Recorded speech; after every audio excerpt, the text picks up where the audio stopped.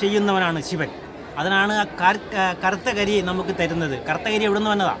ബാക്കി എല്ലാ ക്ഷേത്രങ്ങളിലും തരുന്ന ചന്ദനത്തിൽ ചന്ദന, ഇവിടെ ചന്ദനാണ് വന്നത്. കാരണം എന്താ? പുള്ളി മശാനത്തിൽ നൃത്തം ചെയ്യുന്നവനാണ്. രാത്രിയിലാണ് പുള്ളി സഞ്ചാരം. നൃത്തനിലയൻ, അനലയൻ എന്നൊക്കെ പറയുന്ന ഉപമയില്ലെന്ന് ആ വാക്കുകൾക്ക്. പുള്ളി നൃത്തം ചെയ്യൂടാ. കാട്ടിക്കൂടി ആര് വന്നാലും അങ്ങനെ ഒരിക്കൽ ഘോര രൂപമായ ഒരു രാക്ഷസിയിലെ കൂടി വരാൻ കാരണമുണ്ടായെന്ന് പറഞ്ഞാൽ ആ രാക്ഷസിയാണ് രാവണൻ്റെ പെങ്ങള്. അവളുടെ പേര് മണ്ടോതിരിയ അല്ല, സൂപ്രണകയായിട്ട് പറയാനൊരു കഥകളൊക്കെ അതിനകത്തുണ്ട്. ആ സൂപ്രണകയാണ് ശ്രീരാമനും ലക്ഷ്മണനും സീതാസമേതനായിട്ട് കാട്ടിലൂടെ വരുമ്പോൾ സീതയെ കണ്ടില്ല എന്നും പറഞ്ഞ് രാമസോദരന്മാരെ തിരക്കി വരുമ്പോൾ സീതയെ കണ്ടില്ല എന്നുള്ളതല്ല, സീതയെ ഇവരെവിടെ അച്ഛൻ്റെ ഇംഗിതത്തിനനുസരിച്ച്, അതായത് ദശരഥൻ്റെ സത്യപ്രസ്താവന അനുസരിച്ച് കൈകേയി പറയുന്നു, എൻ്റെ മകന് രാജ്യം നൽകണം. ശ്രീരാമചന്ദ്രൻ 12 വർഷം വനവാസവും 1 വർഷം അജ്ഞാതവാസവും എന്ന് പറയുന്നു. അപ്പോൾ കൗസല്യാമ്മയുടെ അടുത്ത് ശ്രീരാമചന്ദ്രൻ ചെല്ലുകയാണ്, അമ്മേ എനിക്ക് അനുഗ്രഹം നൽകൂ. താതൻ്റെ ഇഷ്ടമാണ് മകൻ്റെ അനുഗ്രഹം. താതൻ്റെ ഇഷ്ടം എന്താണോ അതാണ് മകൻ നേടുന്നത്. അച്ഛൻ്റെ കീർത്തിയാണ് മകൻ്റെ വളർച്ച. അതുകൊണ്ട് അച്ഛൻ്റെ സത്യത്തെ അച്ഛൻ കൈകേയി അമ്മക്കൊരു വരം നൽകിയിട്ടുണ്ട്. മോതിരം ഇട്ട് കൊടുത്ത സമയത്ത് ഒരു വരം കൊടുത്തിട്ടുണ്ട്. എന്ത് യുദ്ധത്തിലാണ് അവർ ആ മോതിരം ഇട്ട് കൊടുത്തത്? മോതിര വിരലിട്ട് കൊടുത്തത്? മോതിരം ഇട്ട് കൊടുത്തതല്ല, മോതിര വിരലിട്ട് കൊടുക്കേണ്ടത് അറിയാമോ? ഇദ്ദേഹത്തിന് അറിയാം.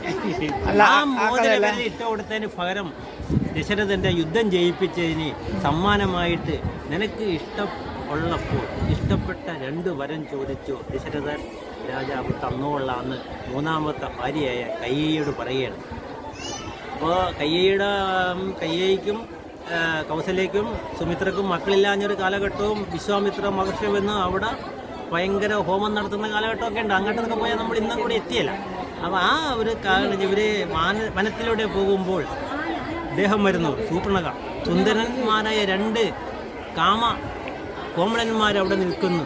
ഒന്ന് ശ്രീരാമനും മറ്റൊന്ന് കാർവർണ്ണൻ്റെ കളറിലും ഉപരിയായി നിൽക്കുന്ന മഞ്ഞക്കടോരത്തിൽ നിൽക്കുന്ന കളറായ ലക്ഷ്മണകുമാരനെയും കാണുന്നു. ഇവൾ ഓടിച്ചെല്ലുന്നു, പിടിക്കുകയും എനിക്ക് നിന്നെ അഭ്യർത്ഥന രാവണ സോദരി മറ്റതില്ല, അന്നദാനമില്ല. പ്രാതല് ഇപ്പോൾ ദക്ഷിണ ഇന്ത്യയിലൊക്കെ ഇതുപോലെ ഇലയിട്ട് കൊടുക്കുന്ന ക്ഷേത്രം വയ്ക്കും മാത്രമേ ഉള്ളൂ. ഇതുപോലെ പ്രാതലുണ്ടായിരുന്നു, പ്രാതൽ നിർത്തിയിരിക്കുകയാണ്, ഒരിടത്തും തുടങ്ങിയിട്ടില്ല. ഇതിപ്പോൾ അന്നദാനമാണ്, നമ്മൾ വഴിപാട് നടത്തുന്നതാണ്. 3000 പ്രാതലുണ്ട്. അതിന് 3500 രൂപ മുടക്കിയ 1 അരിയുടെ പ്രാതൽ കൊടുക്കും. അതിപ്പോൾ ഇന്ന് 10 വരെ ഉണ്ടായിരുന്നു. പിന്നെ ഈ നന്ദികേശൻ്റെ ചെവിയിൽ പറയുന്ന ഒരു ചെവി ഇങ്ങനെ മൂടി വെക്കണം. നമുക്ക് എന്താ സാധിക്കേണ്ടത്? ഒരു ചെവിയെ മൂടുമ്പോൾ പ്രത്യേകിച്ച് ചേച്ചി എങ്ങനെയാണ് നന്ദികേശനെ കെട്ടിപ്പിടിച്ചിട്ടാണോ വർത്തമാനം പറഞ്ഞത്? ഇല്ല, തൊട്ടില്ലേ? തൊടാതിരിക്കാൻ കാര്യം അവിടെ കണ്ടേക്കണവരൊക്കെ നന്ദികേശനെ ഇങ്ങനെ കെട്ടി ഭയങ്കര പോറുന്നതാണ്. പക്ഷേ നന്ദികേശനെ തൊടരുത്. നമ്മൾ 1 ഇഞ്ച് അകലം, 1 ഇഞ്ച് എന്ന് പറയുന്നത് ഇതാണ് 1 ഇഞ്ച്. ഇതിൻ്റെ ഇത്രയെങ്കിലും അടന്ന് ഇങ്ങനെ നിന്ന് ഒരു ചെവി ഇവിടെ അടക്കണം. എൻ്റെ മക്കൾക്ക് ജോലി കിട്ടണം, എൻ്റെ മകളുടെ കല്യാണം മികം നടത്തിയാണ് ഇങ്ങനെ പറയാം. തുടരുതെന്നാണ് പറയണത്. ആ കളറും ഭാവത്തിലും നന്ദികേശനെ എന്നും കാണണം. പുള്ളിയുടെ വാഹനമാണല്ലോ, അപ്പം അങ്ങനെ തന്നെ കാണണം. അങ്ങനെ ഇവിടെ ആരും കാണുന്നൊന്നുമില്ല. ഇവിടെ കാണുന്നതൊക്കെ വേറെ രീതിയിലേക്ക് ആയിക്കോട്ടെ. നമ്മൾ ചിലരോടൊക്കെ ഞാൻ പറയും, ഞാൻ ചിലപ്പോൾ കൂടി നിൽക്കണേ ഞാൻ പറയുകയില്ല. 1-2 പേരൊക്കെ ആണെങ്കിൽ അഷ്ടമിക്ക് അവിടുന്ന് ഉദയനാപുരത്തുനിന്ന് ഇങ്ങോട്ട് അതെന്താ അതിൻ്റെ പ്രത്യേകത? സുബ്രഹ്മണ്യല്ലേ ദേവസൈന്യാധിപൻ. പുള്ളി യുദ്ധം ചെയ്ത് വന്നതാണ്. അതായത് പുള്ളി താരകാസുരനെ വധിച്ചേച്ചും അവിടെ വന്ന് നിൽക്കുകയാണ്. സുബ്രഹ്മണ്യൻ്റെ മണ്ഡപത്തിൽ ഉദയനാപുരത്ത് പുള്ളി വരികയാണ്. വരുമ്പോൾ ലോകം അറിയുന്ന ആരാധിക്കുന്ന ഒരു ദേവനാണ് സുബ്രഹ്മണ്യൻ.